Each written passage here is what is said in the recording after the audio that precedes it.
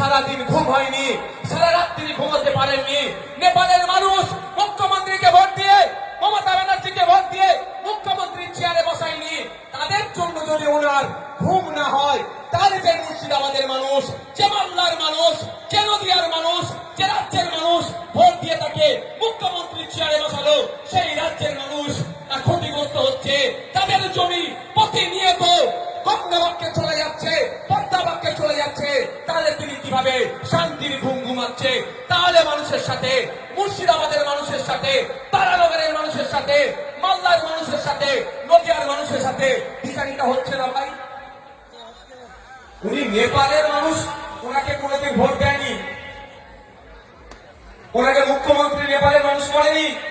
উনি নেপালের জন্য চিন্তিত, সারা রাত ঘুমাতে পারেনি। আর যারা আপনারা ভোট দিয়ে ওনাকে মুখ্যমন্ত্রী বানালেন, তাদের জন্য উনি একটু চিন্তা করছেন না কেন বলুন তো? মেঘ না চাইতে পানি পেয়ে যাচ্ছে, মেঘের কি প্রয়োজন আছে? তাই আপনাদের বলবো, সামনের দিন আসছে, জবাব দেওয়ার সময় এসেছে।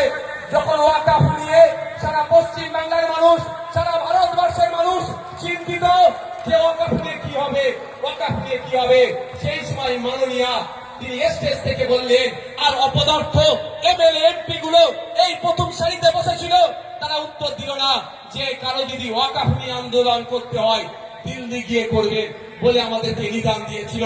তাই সময় এসেছে মাদ্রাসা বাঁচানোর লড়াই, মসজিদ বাঁচানোর লড়াই, ঈদগাহ বাঁচানোর লড়াই, কবরস্থান বাঁচানোর লড়াই। আমাদের পাশে যারা ছিল না, সময়ের সাথে সাথে তার জবাব দেওয়া হবে। হবে তো নাকি ভাই? হাত তুলে দেখান, হাত তুলে দেখান। মমতা ব্যানার্জির এত সাহস কি করে হলো? তিনি রাজা, আমরা প্রজা নয়, এটা মাথায় রাখতে হবে। গণতন্ত্র